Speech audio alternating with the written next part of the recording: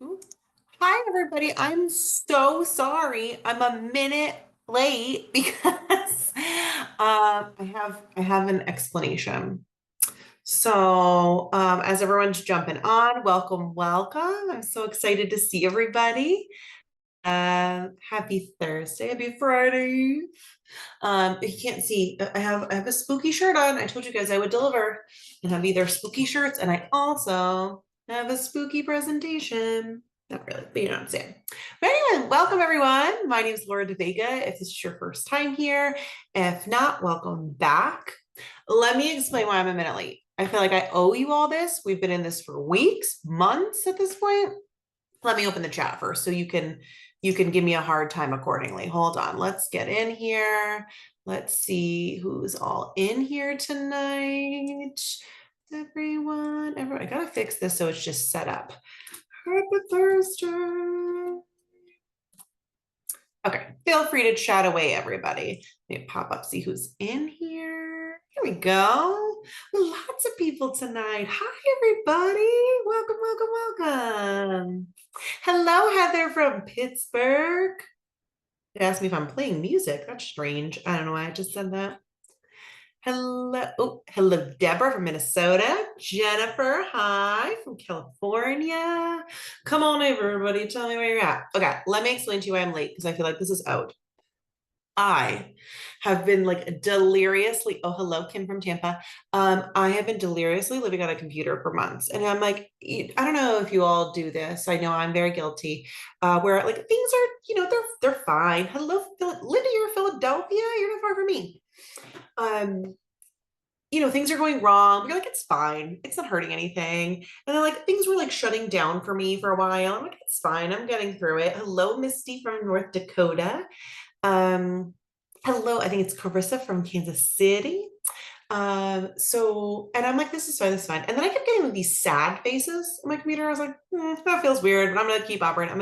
I'm just gonna keep shutting it down and restarting, hoping for the best, but crossing my fingers. And finally, last week, at one point, one screen was all white, another one was all white and had a big black box on it. And then I had the sad face, and I was like, I think it's time. I think I have to ask for a new computer. So I did, which is fabulous. Came today, gorgeous. I think the picture is so much better. You can't tell that I'm a mess today. But never thought to re-download the Zoom app on the new computer until 7 o'clock. I was like, ooh, hello, Michelle Wick Cipher. How are you? Eastern Washington, love. Okay. So yeah, never allowed to download it. And at 7 o'clock, I was like, oh no. Thankfully, it downloaded very quickly. I'm here. We're all getting through it. I'm excited for tonight. Tonight's a cool one because if you have been here before, I know we have a lot of new people. So welcome. Love new people. Tell your friends. It's a fun little environment. If you haven't seen me chat before, those that you have, tell them it's fun. I go off on tangents. We have a good time. Anyways, so let me rewind for a second. Do a formal introduction since we're almost at 7:05. And if anyone joins later, always, please, if you want more info, let me know. But let me just give you a quick backstory if it's your first time. My name is Laura DeVega. I am the director of agency development. Oh, you know what? On this new setup, I'm not recording. Am I? Am I recording? I am recording. I just wanted to make sure. My name is Laura DeVega. I am the director of agency development at World Via Travel Network and World Via Travel Group. I have been in the industry I'm heading into year 14. Which it's weird because it's the one industry where like that's still kind of a baby to some people, but it's really not. I've spent quite a bit of my life in travel.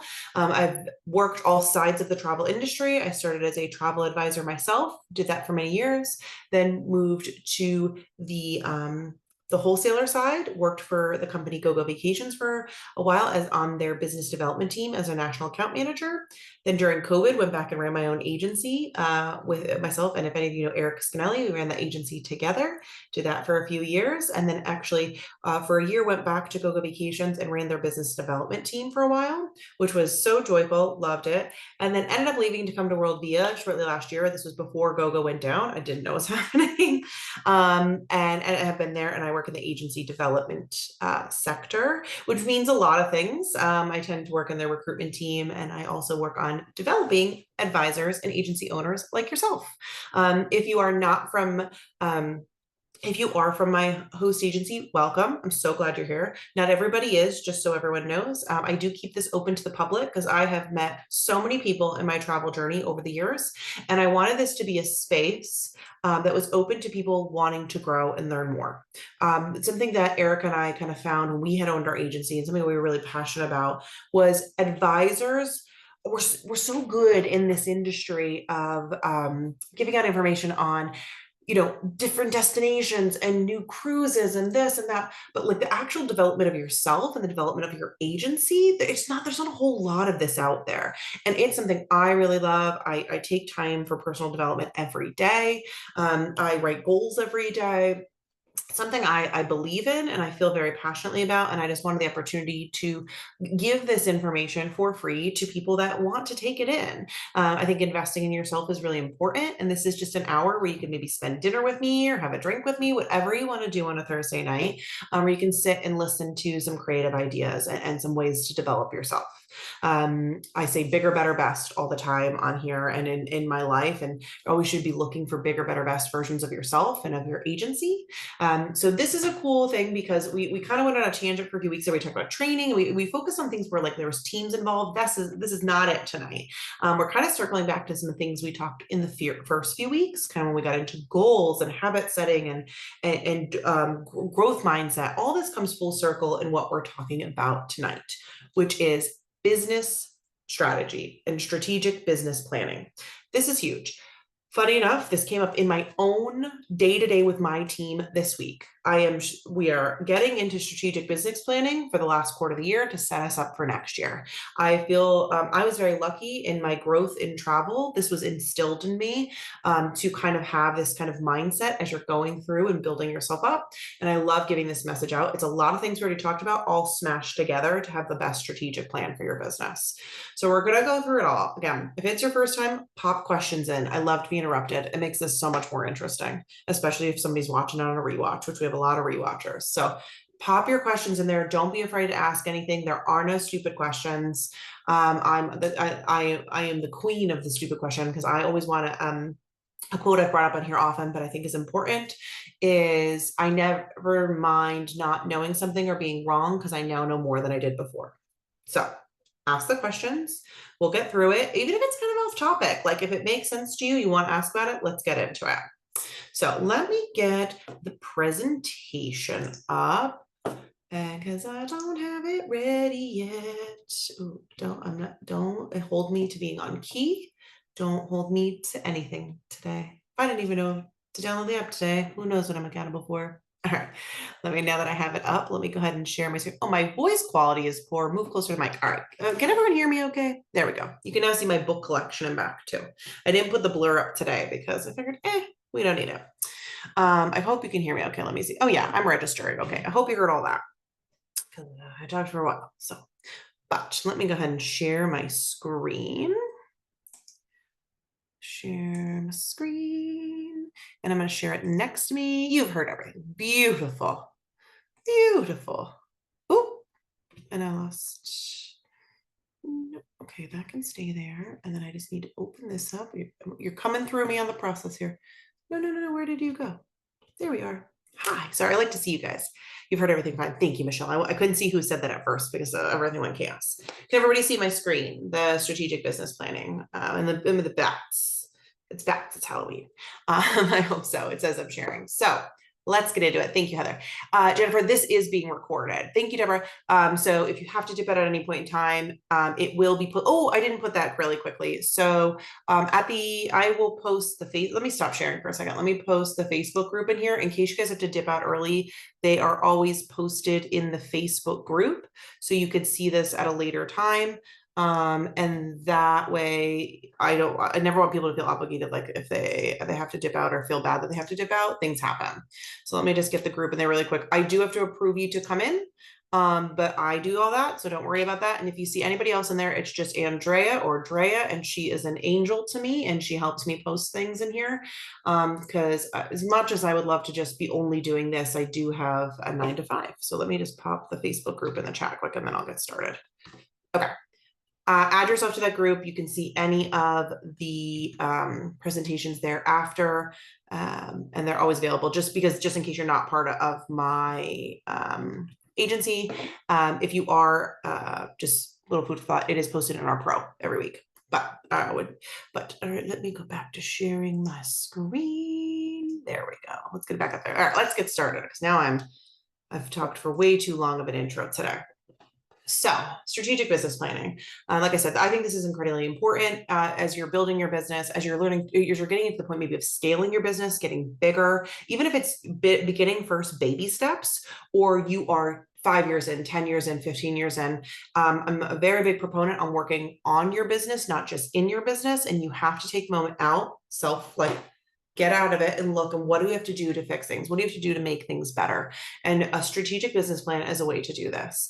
There's a lot of resources on this. I'm going to talk over a lot of things, but there's a lot of places you can find some really incredible information about strategic business planning, and that'll help you. You may have to dip out early. Oh, not a problem, please. All right, so let me click forward. So I wanted to just put this statement on here. I know I've kind of already said it, but it's really not just about planning your path forward. This is about putting yourself in a position so you're going to have long-term success. I am so about preventative maintenance in every aspect of your job. I have this conversation with my team pretty regularly. What can we be doing so we don't have to be doing more work later? What can you put in place now so this is not a stressor later? I've on many occasions gone through with my team and saying, what can we add to automate or make things easier for you so that this isn't a thing or a problem later? Preventative maintenance will save you worlds of trouble for your business. But also, it's just really good to get a full scope of your business, have an understanding of what is working, what's not working, what you could be doing better, what are they doing that I'm not doing that you can compare to. Because I think the beauty of the travel industry, which we all know, it's not competitive per se. Like you might have a bunch of travel advisors in your area. You're not necessarily competing with them because you might have different markets or sell different things or sell different kind of clients. But it doesn't hurt to lean in a little and listen and see what they're doing, what you could be doing, what you can learn from them. I'm a big proponent to groups of advisors, especially those of you that are independently working. Having someone to bounce ideas off of, ask the dumb questions to, is so important and crucial to your growth. When you feel comfortable to do that, you're going to feel comfortable to make a mistake and get better. So making sure that you're kind of setting yourself up for success in that manner is very, very important. And taking the time to kind of build something for yourself will help with all that. So, anticipating things that are going to come up, challenges. Of course, we can never anticipate what might come up as far as a natural disaster. No one knew what was going to happen with the storms this year. And I say that not lightly. And if anyone's Florida based, please, I hope that you're all doing well. Even my family got stuck in Tampa during the first one. They were in St. Pete. St. Pete was basically gone after they were stuck in Tampa, couldn't get out. It was a whole thing. We never know what's going to happen. So even me being in travel, I had no idea. They went anyways. There's things like that. You can't anticipate that, but there are a lot of things we can anticipate. You can anticipate seasonality of your business. You can look back at your trends and see what you are selling at certain periods of time in your year. You can look and see the trends of the industry that can help you adjust accordingly to it. There's a lot that you can really do to set yourself up well. And also knowing when you're going to be super busy. So making sure things are planned out during that time so you're not having to divert your attention. All that's really incredibly important. So why strategic business planning is essential, right? So let's get into it. One, the definition, and I'll read this one off the screen, is the process of outlining your long-term vision and how to achieve it. Fairly simple, right? It's looking at what you want it to be and taking the steps to get there and breaking that down, because it's not as simple as just, I want to do it. I say all the time, you can be like, oh, I want to do that. I want to do that. I want to do that. And you were just throwing it into the universe. Somebody, I don't know whose phrase this is. I stole it from somebody, but they say spray and pray. You're just hoping for the best. And that is not going to get you anywhere. And what you want with a strategic business plan is to put yourself in a position for sustainability and growth. Because when you set up routines that make sense for your business, you set up routines that are going to put your business in a trajectory that it's almost working on its own, you're going to only see growth, and growth is going to be easier for you because things are set in place. You don't have to overthink. So again, it says without a plan, agencies struggle to manage change, innovate, and grow sustainably. When you put yourself in a situation where you plan out your week more, even something as simple as a prioritization task for yourself and your business, and you get yourself into a habit where your priorities are boxed off to when they do. Something I recommend for my team is they take an hour every morning and just look at your list. What's on there? I write my list every day. I need to see it. I also need to cross it off because I'm a little old school like that. But seeing it and I go, oh, actually, this should not be first. I have something else that should be first. Taking that hour of my day, which when I first started doing it years ago, I was like, God, that's a whole hour of my day. Saves me so much time on the other end. And it opens up spaces of time in my day because I've already planned it out and I know how I need to do it for me to go, okay, I have an extra hour. What could I be doing during this time? How can I be working on my business during this extra hour? And then I can schedule out focus time on, say, a different project or something I wanted to grow or something I'm just kind of experimenting with. I'm not sure it's going to work. Like that's a good time for that. So it really sets you up to grow in a way that is healthy and you're not avoiding your actual work. This being said, I'm not saying don't answer your emails. I'm not saying if you have something that's urgent happening, not to take care of it. But especially during this time of year, we all know seasonally we're at a little bit of a lull, right? We're getting into it. Not everybody, and those of you that are still busy, bless, good for you. But some of us are seeing a little bit of a lull, right? Also, it's not lost on anyone that has been in this industry for a few years at the very minimum that election season is always a slow time. Doesn't matter. This is not a political thing. It has nothing to do with one party or the other. People just kind of hold their stuff a little tighter during this period. It's going to get better in a few weeks, but this is just the time we're in, right? So a slow time is a great opportunity to schedule out your priorities. Somebody said, let me find it. I don't want to speak for everybody, but I don't know if you're part of Trial Leaders Network or if you are, they have a really wonderful Women of TLN group, and the president of Regents my goodness, Regent Seven Seas was on, and she said a quote that said, "Don't prioritize your schedule your priorities." So it's taking what is a priority, putting that in place. So making sure this is my time to do emails, this is my time to do this, and then filling in from there. I thought that was a really lovely quote. And then of course, alignment. Strategic planning is going to ensure that your finances are aligned. All your resources as far as staff are aligned because they're going to be doing the same processes that you are, and your operations are aligned because when you're taking out and looking at everything, making sure everything's working the way it should be, making sure all your invoices are where they're at, making sure you have all your commissions in place, all this is going to help you keep everything in line, keep your vision intact. It's going to help you grow successfully. Okay, so sorry, I need some water. Key strategies for enhancing business planning. Okay, some of these you've probably heard before. Clearly, some of them are very basic, but some you may not have, and I'm going to talk through a little bit in a moment. So I'm going to breeze over conduct a SWOT analysis. If you don't know what that is, we're going to talk about it on the next slide. I do a SWOT analysis pretty regularly. It's something that's been a part of my evaluation of myself and how I'm working. And I'm very lucky. It's just the organization I used to work for. We're really passionate about doing this, and it's something I got in the habit of, and it's been very helpful for me. So we're going to talk through what that is, but it's a way you can look at your business removed from it and see what's making sense and what isn't. Just want to skip that for a moment. But it's also really important when you're starting to do your business planning is, like I said earlier, competitive analysis. Now, this could be your colleagues or friends that are also advisors, and you're seeing what they're doing, what's working for them, what are their trends, are their sales up, are they down, are they struggling, what are they selling, what are they selling more of? It could be also just your local area. What is this person advertising? What are they putting out as far as promotions? Where are they getting their promotions from? Doing a little digging on your surroundings. It's pretty easy. You can go into Google and search, travel advisors in your area. It's going to pull a list, and you can kind of just do some investigating, get on there, look in their Facebook. What are they putting out there? What are they putting on their Instagram? What socials are they using? And some might be doing none. You're like, better than them, or some might be doing too much. I'm not saying they have the golden ticket.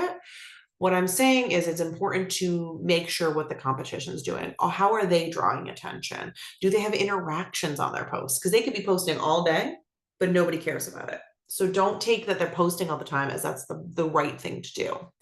Where is your competition out at community events? Are you doing community events? And I'm not just saying bridal expos. That's kind of a thing of, I'm not a thing of the past, but it was very popular in the past. But for example, I've been seeing people at pumpkin patches lately. Love that idea. I've been seeing people at fall festivals. But I saw a girl got me the other day. Bless her. She had a, she was she was a hustler in a sense. So she's not in a bad way, in a good way. So she had a business where she made hot cocoa bombs, and which was really cool. They were really fun flavors, and it drew my kids in because they had fun coffee mugs that we're sitting in. I was like, oh, I love this. She's like, oh, we're also giving away a basket. I was like, oh, I love a free giveaway. Let's put my name in. And as she's talking, she's like, yeah, and you'll get a gift card to use my travel agency if you win. I was like, ooh, that was smart. That was a really cool thing to do. The basket was just like a hot cocoa situation. There was some coffee mugs in there, some fun little Halloween treats, probably cost next to nothing. I'm not saying you guys to start a hot cocoa stand, but you know what I'm saying. She had a little, basket giveaway or thing, and it brought people in. And I was like, oh, and I would never, it was at a fall festival. I never would have expected anyone from travel to be there. So just seeing what other people are doing. Also, keep a client-centric approach. I just wanted to put this in here because as you're looking at, sometimes it's very easy for all of us to lose that we are in a relationship-based sales position. We are not selling insurance. We are not selling microwaves. We are selling vacation. We're selling fun. We're selling what people are saving all year for. We're selling, if you're a Disney seller, you're selling like little dreams for little babies. Like, you're selling a really cool thing. And sometimes we can get caught in the hustle of everything. And it's important to remember that to put your clients first. Make sure what you're putting out there makes sense for your clientele. Make sure if you're getting a certain kind of client, you're keeping up your standards for how you're treating that clientele, and things like your follow up with everyone. Like just taking a minute and looking like, what am I currently doing for the lead up to their trip? What am I doing on their return home? Is it still what I was doing a year ago? Is it still what I was doing when I started? Because it's very easy to get busy and get out of habits, but those initial habits are what brought your clients in to start. That's what started your repeat business, was how you treated them in the beginning. So just taking a minute and making sure you're still putting your client first, and you probably are. I'm not saying you're not, but I'm just saying making sure you take that step back.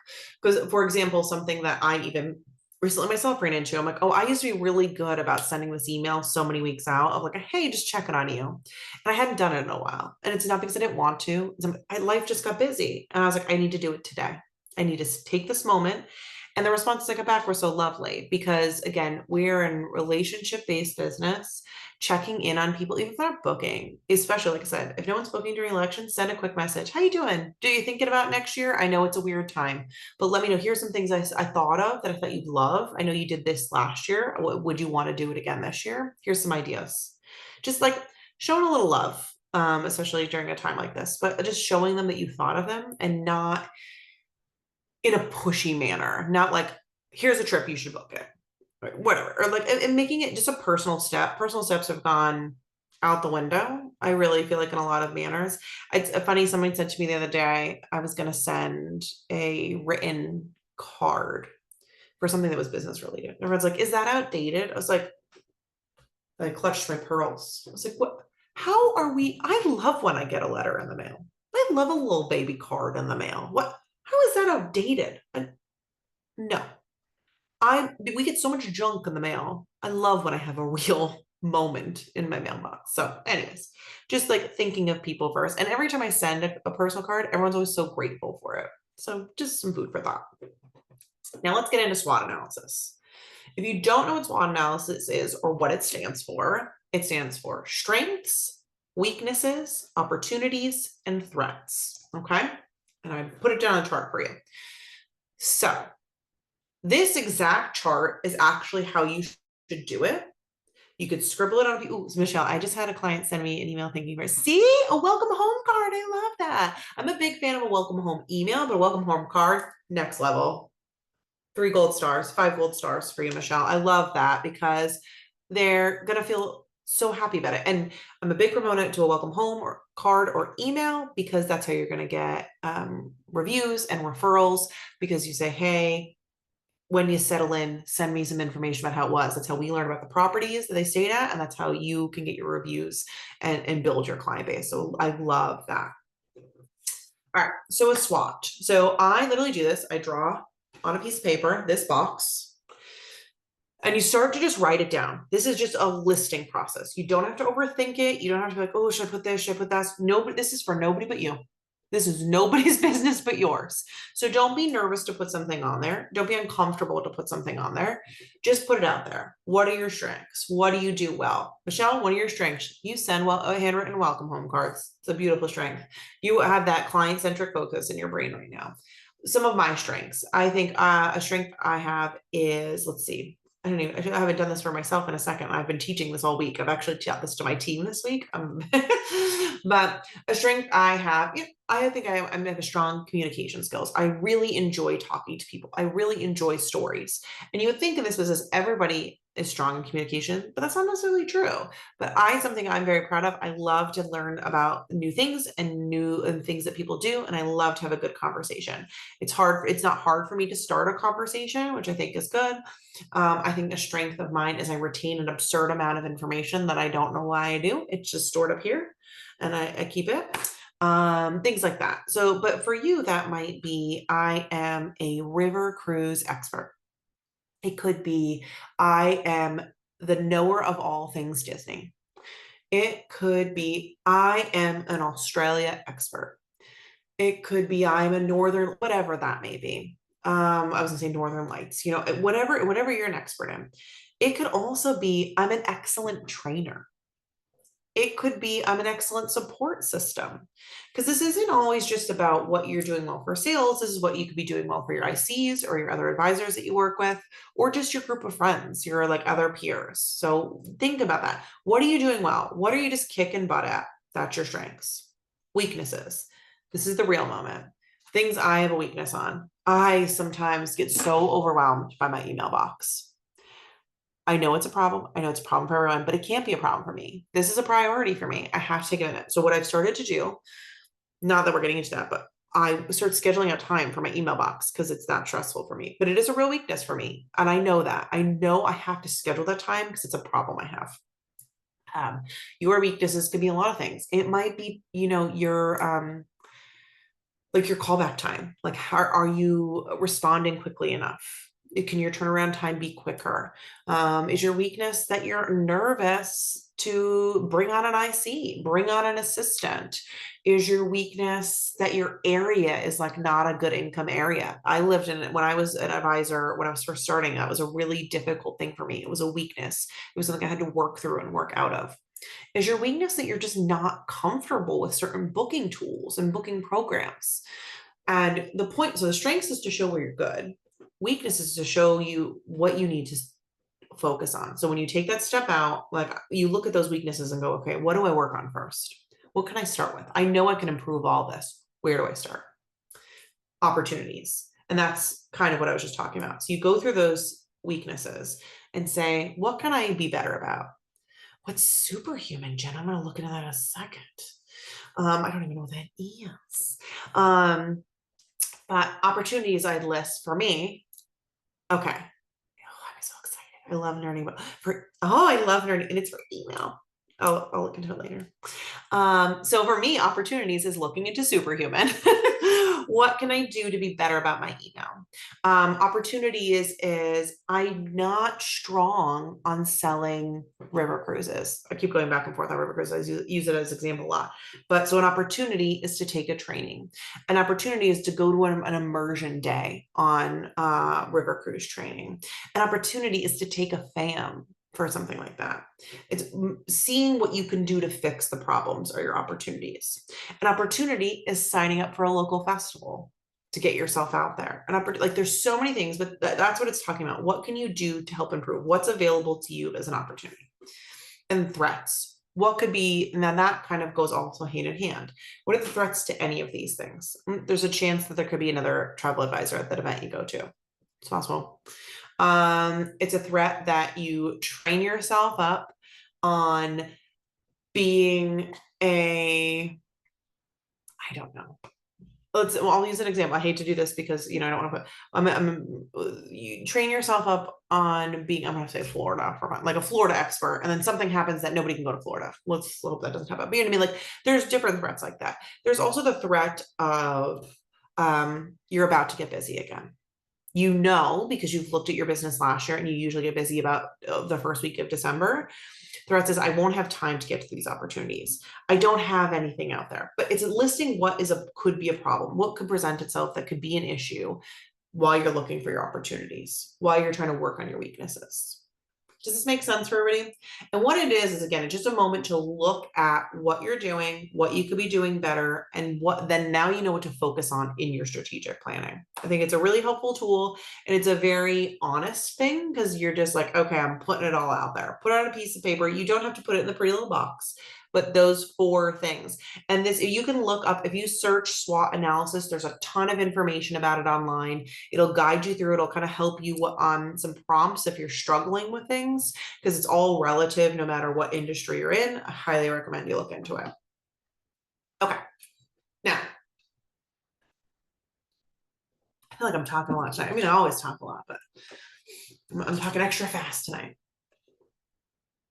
Okay, achievable goals and actionable plans. This is important to me because I think you can't just have a goal that has no action behind it. You can't, I set goals every day. I write them down every day because I'm a big believer. If you don't write it down, you're not going to finish it. You're not going to pay attention to it. But like, I can go on all day about manifesting, which people, can feel however they want about, because it's not even necessarily about manifesting. It's the fact that I write it down every day. I see it. So I'm going to accomplish it because it's on the top of my brain. So I'm very, very passionate about setting goals, but they have to be SMART goals. If you don't want to know what SMART goals are, I've talked about them in a few sessions. I feel like I didn't wish my blush in here, but I apologize. I talked about SMART goals a few times.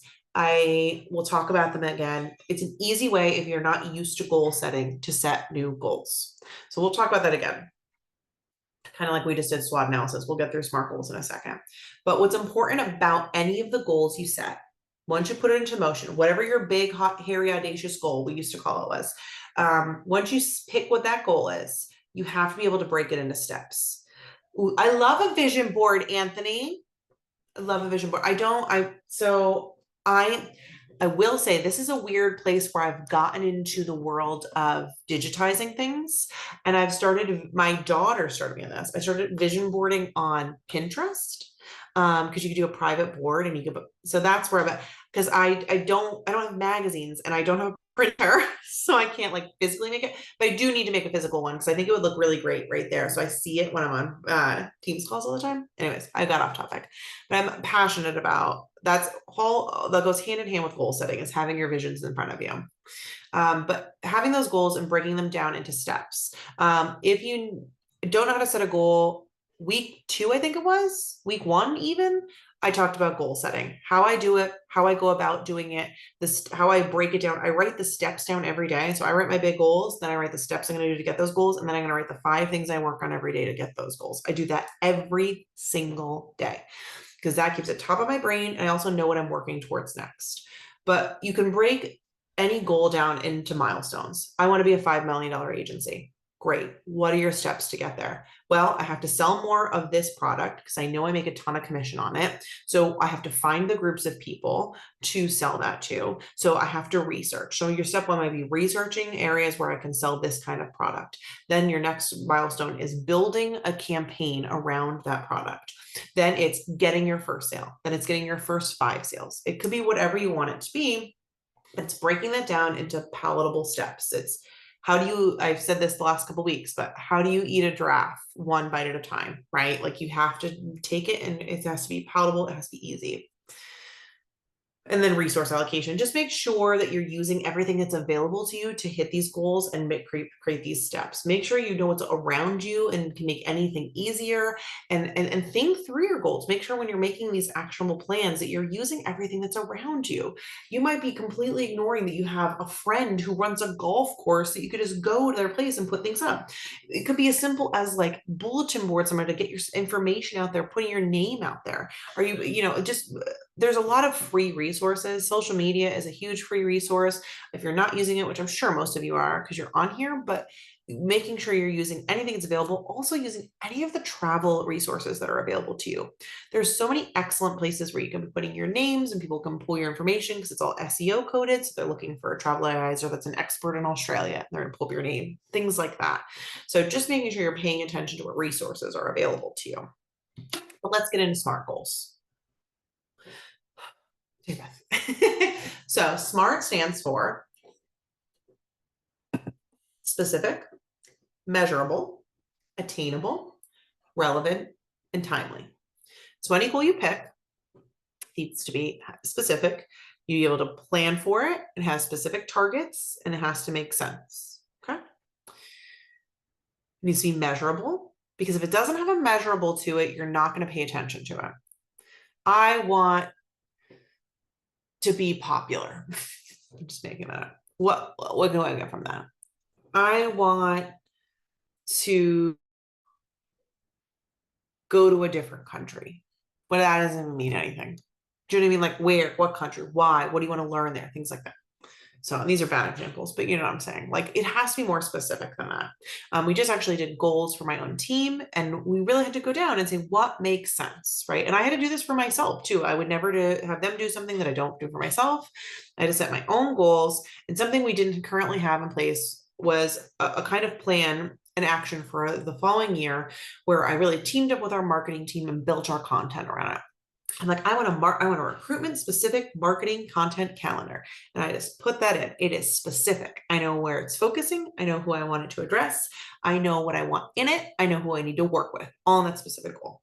It's measurable because I need one, I can see how it's being built. It's a physical item and I know when it'll be done. I know I need it by the end of the year. And then it needs to be attainable. Attainable is pretty easy. Just make sure it's realistic. If you want to be a $10 million agency, you're like, I want to be a $10 million agency by December 31st. And right now you're a $100,000 agency. It's not very attainable. Is it, I want to be $1 million agent by next year or in 5 years or whatever? Much more attainable.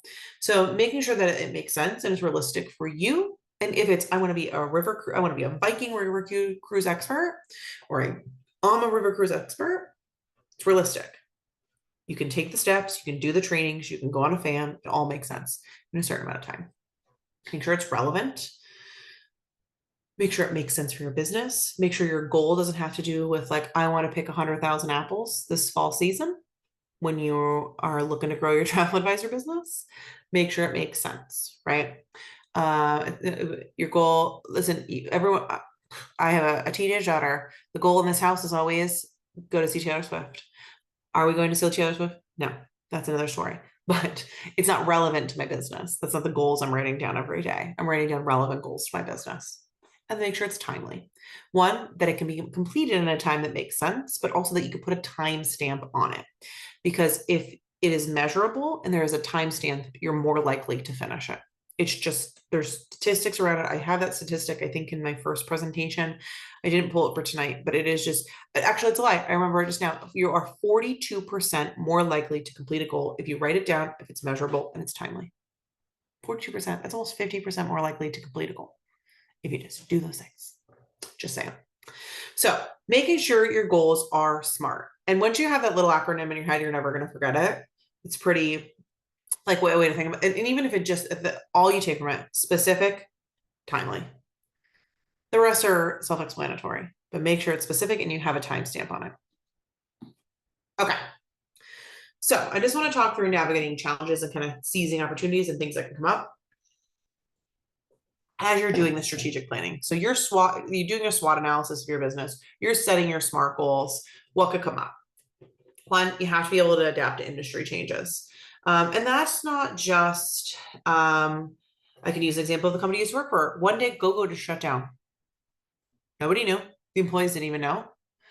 Things happen. I'll never forget when I first started in the industry. One day there was just a gastrointestinal disease spread all over Turks and Caicos. Did I have people who headed Turks and Caicos? Yes, I did. How do we adjust to these changes? And it's also simple changes. Like even, for example, for weeks there, right? We were like, oh, you cannot take two devices, personal devices to Mexico. Now all of a sudden you can again. It's keeping up on industry trends, making sure you're signing up for the different trade magazines so you know what's going on, and just taking a few minutes to look outside your business, look and see what's going on in the world around us, know when it makes sense, when it doesn't make sense. So just being adapt accordingly. And even as simple as like right now, cruise is just crushing it. And still, I can't believe I'm saying another year in that cruise is the biggest sales that they've ever been, but they are just crushing it right now. People are enjoying it. They weren't able to do it for a long time. The cruise ships are putting out gorgeous ships. Are you selling cruises? I have an agency owner that I speak with regularly. She was always just more a boutique seller. It wasn't really her thing to sell cruises. She shifted. She's like, I'm missing crazy opportunities, because even if you're a luxury seller, there Regent is a luxury all-inclusive cruise. Like there are options for everybody in every space. So just making sure you're adjusting to what makes sense. I know it's very easy, especially when you pick a niche, to get stuck in your niche though. And that's okay. And if you have a backup plan for that, you have someone that you pivot. Yes, Anthony, pivot. I'm a huge Friends fan. You have to be able to pivot. And because those people that only sold cruises during COVID would not still be in business today if they didn't pivot. And same with the people who sold, or the people that was only really selling like all inclusives or European vacations, if they didn't adjust to US and different options that were available during that time. But it's also just to maximize the way you're operating, because the reality is, as travelers, people don't want to go to this. Usually, I don't want to put a blanket statement. They usually want to change up. They want to see new things. So if you're not going to adjust with your clients, then you have to have another plan. Do you have another advisor or a friend or a coworker that you can flip that trip to? If not, you better learn it. Like that's how you adjust. Proactive risk management. This is kind of what I was talking about preventative maintenance before. Being prepared, and this is financially prepared. This is backup prepared in the sense, like if you're going out of the country, do you have someone to help you with those things if you are unavailable? What I mean by financially prepared is making sure, I am a big proponent, and I'll have a whole class about this at a separate time, about setting up your finances accordingly so it makes the most sense for your business, and having a business checking account and a business savings account. So one, the bills come out of one the other, but that's again another conversation for another time. But just proactive risk management. So having E&O insurance, having your terms and conditions in order from year to year. So if you have terms and conditions, hallelujah, you should. If you have credit card authorization forms, you 100% should. If you don't, work on it. I can send you some resources. There's some really wonderful organizations out there, but also making sure that you're updating it, because it is an ever-changing system. So paying attention to these things, being ahead of the game, not letting yourself get caught in a rut or caught in a problem because you didn't pay attention to these little things. And seize market opportunities. I kind of talked about this with adapting to industry changes, but like if you see there are major sales and huge things happening in one market and you're not taking advantage of it, but your clients could benefit from it, seize the opportunity, get in there. And also, just for you, we had a whole conversation about profit drivers a few weeks ago, but taking a minute to look at your business and seeing where were you making a ton of money? Who were you booking with when you were making more money? Who do you make more commission with? That's incredibly important. Yes, you want to have a good relationship with that supplier, but if you're making significant amount of more money with another one and you have a decent relationship though as well, look at that. Seize that opportunity. See, oh, can I be booking more with them? What can I be booking with them? I think it's all pie, right? Of like what we sell. What piece of that pie can we shift to where you're making more money to seize those opportunities and make more with what you're currently booking? So many opportunities that you can seize and making sure you're paying attention to. Now, the importance of flexibility and regular review. I don't like how that went in there. I feel like review should have been up higher. I don't know. I tried, guys. I do love this little skeleton guy, this Mr. Bones that's on a lot of these. He's just so proper. So, flexibility and planning. As you're starting to look at yourself and seeing what makes sense and what you're doing well and where you're making money, be open to different opportunities. Be open to the idea that if you're not current, like kind of what we're just talking about, if you're not currently selling something, what could you be selling? What could be an opportunity for you? And what maybe you didn't realize, because as you're looking at your finances, does it make sense to do instead? Like, are you only, and I say this, and I'm looking up something really quick because I realized I put something in here that I don't remember what I want to talk about. I'm just being honest with you guys. That's what I do. Uh, um, it's if you're only currently selling Disney, because that's what you love. I'm a Disney lover. You can see it. Whoop, got a little Mickey. I got a little hocus pocus situation over here. I'm a Disney lover. I realized pretty quickly I didn't want to sell Disney anymore because I looked at my business and went, I'm not making the money I want to make here. And this is not a judgment if that's what you love. You can be if you're selling a quantity of it. But I just went, this isn't for me. And I went, I want to be selling my bread and butter at the time. And I know it always changes, but I was all inclusive. I did really well in beach, like flop and drop trips. I was selling different qualities of those trips. And it was minimal to no effort. And I was making high dollars in commissions, especially who I booked with. But that took an active give. I still booked Disney. I didn't say no to it, but it wasn't what I was putting out there. It wasn't what I'm putting out on promotions and things like that, because I took a minute and go, I'm not making the money I wanted to make. And I had big dreams. I had big goals. So I had to shift. And that could be even just say, to get back to river cruises. Are you booking with this particular brand? Why do you tend to lean towards this brand? Because we all have some that we lean towards. Do you make more money and your clients get a different experience with another? Oh yeah, they do. How can I start selling that one more? Just being flexible. Also, regular review, make sure you're taking the time to look at everything that's going on in your business. And that is the stuff that nobody wants to talk about in travel. And that's kind of what I'm talking about with the next thing there, the iterative improvement. You got to look at your finances. You got to take a minute.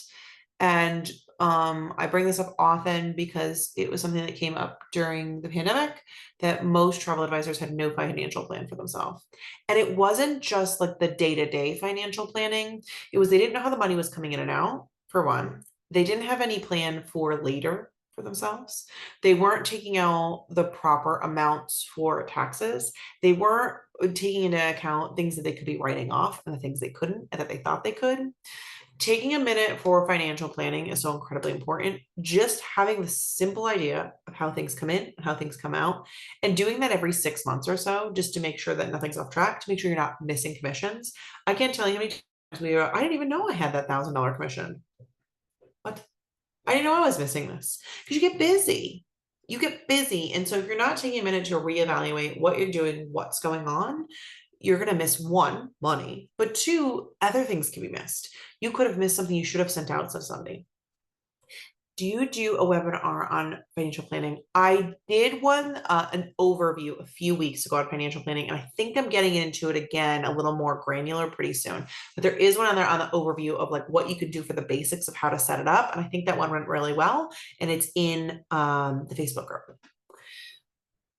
I just think, and it's tough because we get into travel because we love to travel and we want to sell travel, but there is a lot of money that comes in and out with us. And even if you work with a host agency, if you're independent, it's not any different. There's still money coming in and out, and you should know where it's going and how it's going. So that's I'll end that with there because I have other things about financial planning, but it is a big part, and you should take a look at it when you're looking at your review of your business to make sure you're not losing money somewhere. Are you paying a bill that you didn't know you were paying? So when I owned the agency, we had our own domain, our own website, things of that nature. For years, still been paying for this domain. I just noticed it about 3 months ago, which is fine. But like, I wasn't paying attention. It's probably good I kept the domain, but like, if you don't take the minute to look, you don't know. Okay. So this is just some key takeaways of all this. One, strategic planning is essential for long-term sustainable growth. You have to take these minutes to work on, not in. And I know that's gonna be difficult, especially when you have this person that wants the fancy here and they want the sea view and they didn't get it. And Susie wants the dining reservations at the Disneyland, and this one wants the top tower, or the top dining experience at the Eiffel Tower. And the other one is planning, Vietnam and Cambodia for 2 years from now. And so many things are running through your brain. Also, your kids are screaming and your dog wants to go outside, and you're just, I can't even, but scheduling time to take a minute for these simple things will be incredibly important for building your business. Setting clear, actionable goals is crucial. Smart, specific, measurable, achievable, relevant, timely. Set a goal. Just set one goal, even if it's a dumb little goal. Even if it has nothing to do with travel, just get in the habit of setting the goal this week. I'm going to go for 2 walks this week. 2 doesn't sound like a lot, but it is very cold in Pennsylvania right now. You know what I'm saying? I'm going to look at how many trips you booked this quarter last year. I'm going to book 5 more trips than that this quarter. And then your brain writing that down. I'm going to book 5 more trips this quarter. So I'm going to look who I can reach out to. How can I get it? Is there someone that might have a friend? Can you start a referral program to bring an extra business to get those 5 extra ones? And 5 only sounds like 5 at first, but if you do that every quarter, then it's 20. And then those 20 people tell someone, and then it's 30, and then it's 40. Adaptability is key to navigating change. Be willing to be uncomfortable. Be willing to change. Like we said, pivot. Got to pivot. Having the ability to move, ability to adjust, be understanding to, especially if you have ICs or employees, they may not want to learn the way you do. They may not want to plan the way that you do. They might not be comfortable doing it. So bringing yourself into the mix and making them comfortable is the easiest step to that. Show your vulnerability, show you're doing it, and even if this is just your friends, hey, I'm doing this. You want to do this with me? Do you want to sit down and plan some goals? Do you want to be nerdy with me? Make it a joke. I don't care. I'm always proud when people are like, oh, goals. I was like, I love to set goals. I set them every day. And you know what happens? I hit my goals. So people can say all they want. I don't really care because I know it works. So I've hit many goals, been many big, hairy, audacious goals that I put them on there and I go, I can't believe I hit it. But I have a win list. Can I show you my win list right now? I think I've showed it to you guys before, but this is just so far this quarter. These are just this is a 100-day planner. These are just the ones I've hit in the last, I'm pretty far through it. I'm almost through 100 days, and those are the little wins that I hit and to hit my big goals. There's one big goal on this one. The rest are little goals, but still. And what I would say with a win list is like, it helps you like be like, oh, I'm doing things. Regularly reviewing and refining your business strategy. Oh, look at, you can't even see what I put there. Now I don't even know what it was because I can't read it because the little ghosties got in the way. Continue relevance. Yeah. We should play a guessing game. What that says. I don't know. But really just the importance is, again, make sure you're doing it regularly. This isn't a one-time thing. This isn't Laura told me to do it, so I'm going to do it this week and then I never do it again. This is Laura told me to do it. I should probably do it tonight. I should probably schedule this again in 6 months. Interestingly enough, I started this whole series with a thing that was called mid-year momentum, because that's when we all get lost along the way, right? So every 6 months is a really good way to get in the habit. I'm a fan of looking at it quarterly, but when you're adjusting to like doing this, you're not going to want to do that. And I get that. That quarterly is like it's a farther down goal. But starting with every 6 months, taking a minute, looking at your business strategy, looking at your competition, looking at your strengths and weaknesses, setting new goals is a really healthy way to go about it. So taking the time to review and make sure it all makes sense, because especially if you're looking at growth and bringing new people on, you want to make sure you're doing the right things before you bring people into it. Everyone thinks they're awesome until they take a minute and look like, oh, I could have done that better. Like I said, I don't answer emails well. I know it. You gotta admit it. But if you don't take the time to look at it and adjust, you won't know. And I just thought this was fun. As you get into this, it's going to be uncomfortable. May the odds be ever in your favor. Any Hunger Games fans out there? That was a fun little quote to put in there. It's going to feel uncomfortable if you don't know how to set goals. So the first couple of weeks of this, I'm going to pop up my email address if you have any questions or want to talk about some things. You have it there. And one, just thank you for your time. If you jump right off, I know this is your evening. You've got things going on. I just really appreciate you taking the time to sit with me and learn new things. I hope it was useful. But what I will say is if you need to start at the ground zero, and that's why if you notice, I kind of talked over a lot of stuff because I've already done these courses. So if you need to start day one, step one, baby, I want to just get into this. Week 1 was about goals. I'm almost positive. Week 2 was about habits to start to help you hit your goals. Then we went through, hold on, I'm going to stop sharing for a second. I'm going to pull what we've gone through so far so you have an idea of like what kind of makes sense. Because there is a crazy amount of information that you can look back and I'll be able to tell you what's coming up. You know who I know likes a teaser? Anthony. Because Anthony joins me often, which I very much appreciate. So let's see here. What else do we have in here? So we started with, yeah, it was goals first. So if you need help with goal setting, that's in there. Then we got into habits and mastering habits and how to set them. Then we got into navigating brand evolution because once you set those goals and then you start to do different habits, you're going to go, maybe I'm not putting out what I want to put out there. Like maybe my name is like Beach Bliss Vacations and now I want to start selling only Europe because I realize I make more money doing that or I want that to be my goal. Does it make sense to be your name to be Beach Bliss Vacations if you want to be starting to sell FITs exclusively? Probably not. So there's a class about kind of getting through how to navigate your brand evolution and how that makes sense. We also got into growth mindsets because all of this requires being willing to change. Because I am just talking at you and you're like, yeah, sure, Laura. I know, because I've sat in those.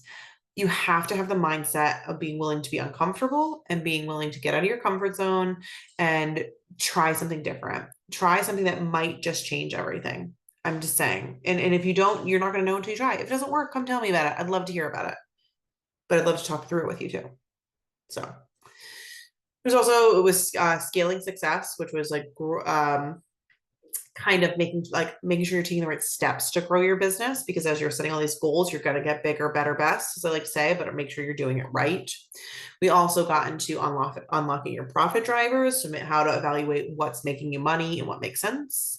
Where do you find these on the Facebook? Oh no, it's on the Facebook group, the Elevate Your Agency group. Heather, are you in there? And if you are, I can then talk you. Beautiful. Okay, there they are. And then we went through financial navigation. So that was a few weeks ago. And then we built, well, and this one was what I liked was building a community within your business and building loyalty. All right, let's see where we're at, Heather. This is not okay. Got to be able to see this. So if you're in the group, you should be able to go to the, oh, there's like no way to, well, this is a very unfortunate feature. You're going to have to scroll, unfortunately. So like if you scroll down, if you guys are in the Facebook group right now, if you scroll down a little bit, you'll see anywhere it's like there's like a YouTube there or like a Vimeo link. That's it. So like last week's Elevate Your Agency, it was training your employees or independent contractors. There's a video there. So you're going to have to scroll. This is actually some good food for thought that I didn't realize it wasn't like banking this into an area. If you scroll down a little further, there's one about unlocking profit potential. So you're going to have to scroll. This is a pain in the butt. I'm going to fix this. Let me make a note of these. Group the videos together. Okay. But they're all on there. And a lot of them, if they have a YouTube link next to them, which a good amount of them do, they're on our YouTube, they're on the World VA YouTube page, but that's not always, yeah. If you keep scrolling, there's a bunch of them. We are missing a couple, I'm realizing now as I'm scrolling. I thought they all got added last week, but only last week's did. So there's a couple in there, but I can tell you, I know for a fact that goals and habits are definitely on here, which will help with this. And brand evolution is definitely on here. And scalability is on here. Understanding your profit drivers. The growth mindset one isn't on here. That's a good one. Okay, I'm going to work on that. So noted. This is one of my weaknesses right now. I will go in here and make sure everything's up there, and then I'll make sure they're sorted in there. But if you scroll down the main post section, they're all in there. Until a solution is found, would a pinned post in the group be possible for a bit of a table? Sure, Haley, that's a great idea. I will go through and try and pin. As long as it'll let me pin all of them. I know a lot of times the Facebook groups will let you do like a featured page too. That's kind of what I was thinking what it might end up being. But yes, I'll go ahead and try and pin some of them up there for you guys. Not a problem. I'll even start with last week's pinned feature. Oh, it's pinned to feature. See, I'm not acting like I am a technological genius. Okay. I just want to be honest with everybody from the get. Any other questions about what we talked about today? Any feedback, comments, concerns, sarcastic remarks? I take them all. If you don't have anything, You do not have to stay here this whole time. I understand if you want to dip off. If you do, please ask it. If you, I'm already starting to pin the videos for you, Haley and Heather. If you want E&O insurance, does everyone have this? Should everyone have this? Woo! Okay. You're welcome, Haley. I got a couple up there. I'll get the rest up later. So, E&O insurance. Let's talk about it. What is the E&O insurance? If you don't know, if you're not familiar, it's errors and omissions insurance. And this is, for example, I booked FIT to Europe. They were going into one country, out of another. They're there, and I realize there's more than one Elevate Your Business Facebook group. Missy, I put the link in the chat. It's called Elevate Your Travel Agency, actually. But here, I'm going to put the link back in there. So you have it. So this is for you booked a Europe FIT and you accidentally only booked the first flight into Budapest, but didn't book them out of Vienna. Oh. And it's to cover you in those situations so that if something happens, you can, if you have to put that money out yourself, you can apply to reimburse for it. So it's when you've made an error or an omission to a booking, it's there to help you with that. It doesn't cover everything, I'll be honest, but it's for those big errors. This isn't for, I missed a transfer, cost $100. It's not worth it for those things. But it depends on your deductible on a lot of them. Like some of the times the deductible is only like $200. Sometimes it's $2,000. Like, especially if you're part of a larger group, because if you're part of, say, a host agency or something of that nature, and they say they have their own, they do. There's the Facebook group again for anybody that needs it. You click through there. They do, but it's a larger plan and has a higher deductible. So for example, I'll put ours right out there. We have a $2,000 deductible. So if your error is $1,100 and you're the first one to hit it, you're paying that $1,100. So that might not be ideal. Like you're not going to get that money back. Or there's a lot of other reasons. Now, why I recommend you get your own, because if you are part of a larger organization, you are working off a bigger plan with a lot of people, and the coverage, if you have, or for a host that has thousands of advisors, that a couple $1 million policy could already be gone. So I think it's a minimal cost. It's generally about about $30 a month or so, depending on who you go with. A lot of different insurance companies offer it. Here's what I will say from the truth of it all, though. In your beginning stages, if you do not have the funds to do this, I understand. But it's kind of like why we sell insurance to our travelers. You don't need it until you need it. So put this as a goal for yourself. Get to the point, and then I'll put my email in there. Get to the point where you are booking enough travel and bringing enough in commissions that you will be able to afford E&O insurance on a regular. It's like something to work towards, right? And it's one of those things, you don't need it until you need it, and it's scary. But like, I know, for example, a group of people, I know an advisor, the group of people, they were headed on an African safari. It was a huge group trip. And right before the trip, thank goodness it got caught, but the tickets never got ticketed. If they had showed up at the airport, that would have been a hefty amount of money. And this individual did have E&O, but that was something you'd be able to put through E&O if you had to put that out of pocket. So it's just to cover you those situations.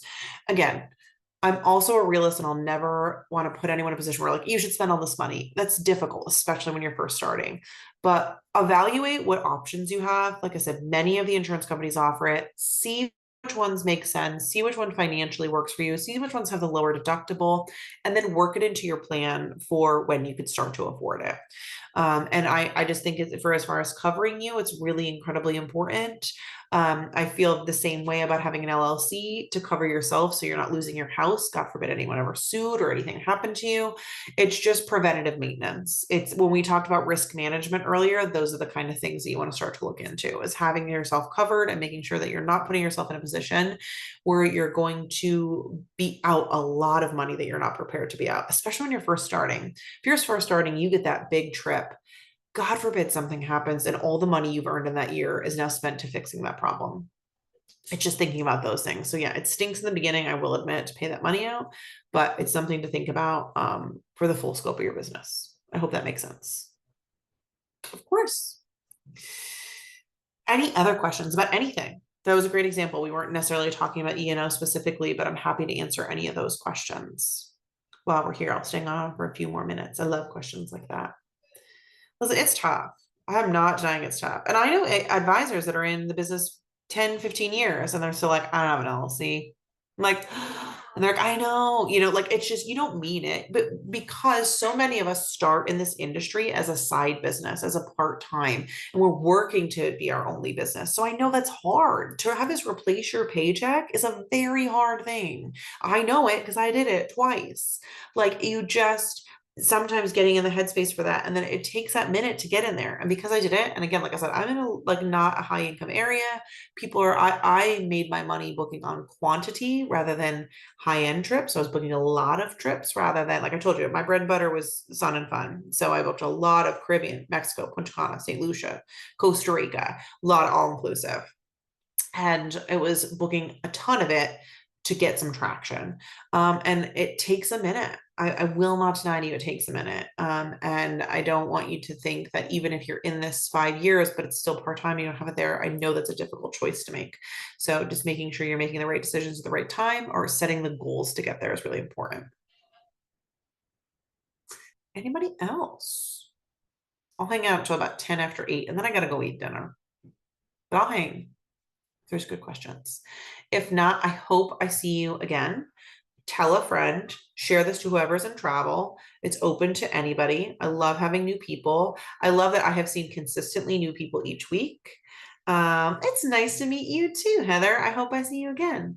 I also would love to hear what you guys want to hear about. Like you said, oh, a financial planning. Like I did it briefly. I'd love to get into it more. What do we want to learn about? Also, Anthony, I did not forget about our positivity group. Just know it's in the back of my brain. I just haven't done it yet. First one, I'll really please catch up. If you have any questions, let me know. Ooh, qualifying clients. I'm gonna write that down, Heather. I don't think I did that one. I would, to be honest with you, initially I was like, where do I go with this? Do I go like a little further in where people are at? But qualifying clients is so relevant all the time. Great idea. I had somebody ask about a succession training at some point, like to start to plan for the future for when you're backing out, which I know sounds crazy if you're just getting started, but I think it's helpful. I think you'll email, might need a think tank session. Ooh, I would love a think tank session. What was that other thing? Oh, what did somebody tell me? Superhuman. I need to write that down for myself. The email thing. Can't forget. Anthony, you can email me anytime. Feel free. And I'll warn you, I might take a minute to respond. I was honest. But I did, I'm very proud of myself. Speaking of emails, I cleaned up my whole email box 3 days ago, and what a breath of fresh air. I'm so new that I'm still trying to pick a name. Ooh, Jennifer, this is tough because your name is a few things, right? Picking your brand, it feels one super exciting, but also feels very permanent. And if I can give you advice, is don't hold hard and fast to anything. Take a minute, like embrace that time of like, does this make sense? Does that make sense? And don't be afraid to change it.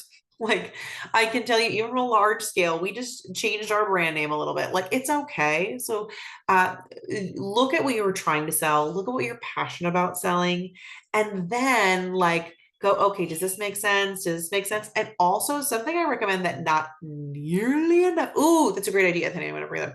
Nearly enough people do. Google the name. Make sure nobody has it, and make sure if they do have it or something similar to it, make sure they don't have a bad reputation. I've seen that happen far too many times, where the people are searching for you and they get somebody else and it's not a good reputation and then they get turned away. So if you're trying to grow, keep that in mind.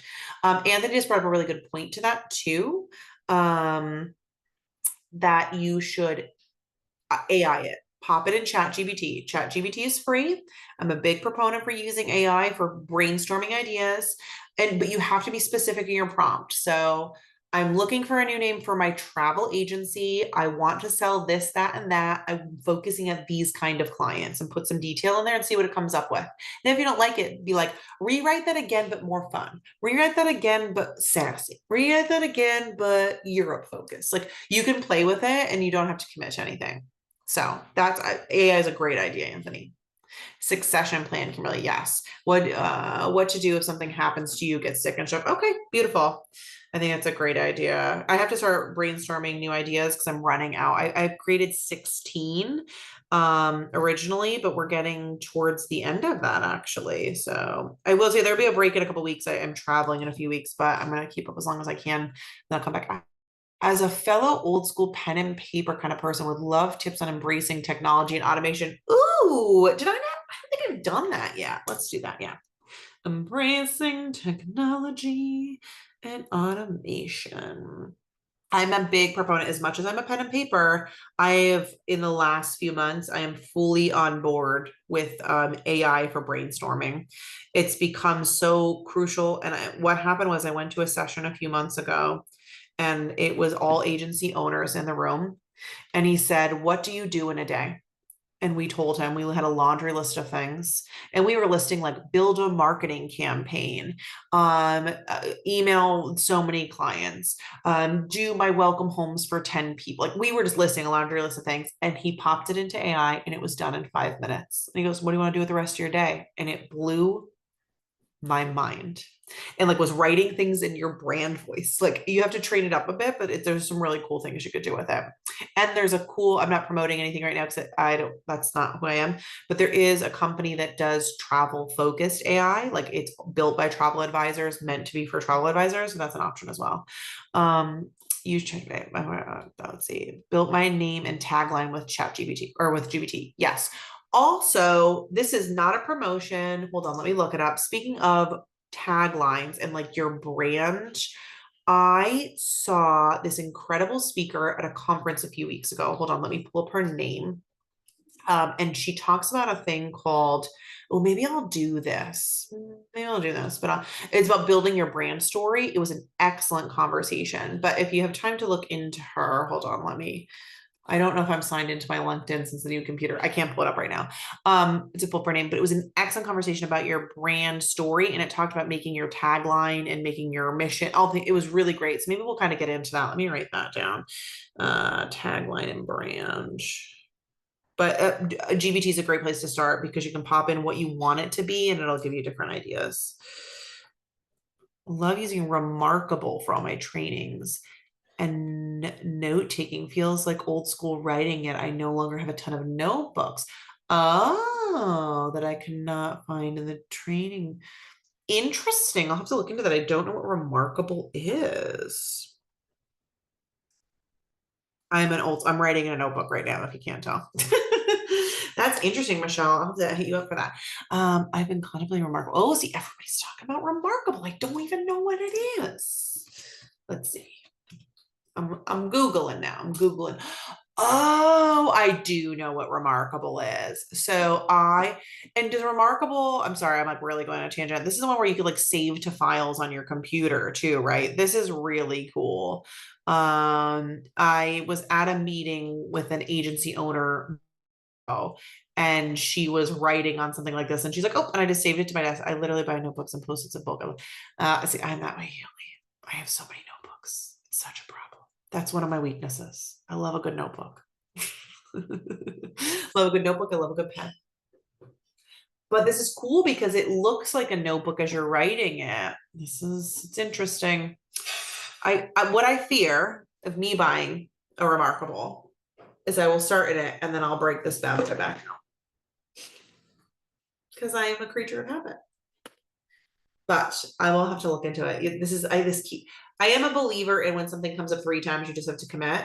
And I think this is the 3rd time it's been brought up to me. And I'm like, what is it? And then I remember I already know about it. I think the time has come. And because where it becomes an issue with me is I travel so much that it's easier for me to bring this than it is to bring a notebook and pen every time because I think these are a little bit thinner. All right, I'll think about it, guys.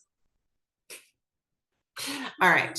Anything else? Or it's quarter after. You have questions, I'm happy to stay on. If not, feel free to hop off. Let's enjoy the rest of our Thursday evening. Enjoy your weekends. I hope you're doing something fall and fun. I am creating my Halloween costume this weekend. And because I won't see any of you, I can't tell you yet. I'll tell you after because I'm really excited. Halloween is my Christmas and I take it very seriously. So I have to put it together, but I'll show some pictures to you guys. How about that? I'll make that promise. Once it's done, I'll bring it in. Oh, bridal expo this weekend. An interesting time of year for that. I hope you have all the successes there and book all the brides. They're a lot of fun. They're a lot of fun because everyone's so excited at a bridal expo. Everyone's like feeling the love. I used to do them like crazy, but good luck. Well, I hope everyone has a great weekend. I'm going to be doing fall things. It's finally going to get warm again in Pennsylvania. I had to have my heat on the last 2 days. Had a snow squall yesterday. No, thank you. So I prefer to be a chameleon on a rock. No, thank you, Jennifer. Thanks everyone for coming on. Feel free to hop off. I'll hang on for another minute while everyone jumps off. But I just want to thank you guys. I know this is an investment of your time. I know it takes away from whatever you were doing from your evening. So I do truly appreciate everyone showing up. Also, thanks for my little tangents all the time. Enjoy your dinner, Heather. Thank you, Michelle. Thank you, Jasmine. Bear with me. Sometimes in real time, I'm like, what did I mean by that thought? I had to look it up. I am honest to a fault sometimes, but it keeps me sane. So you guys keep me honest, ask any questions you need, and I hope I see you next week. Come on back. It's gonna be fun. It's always fun. But enjoy your weekend, everybody. Have a good one.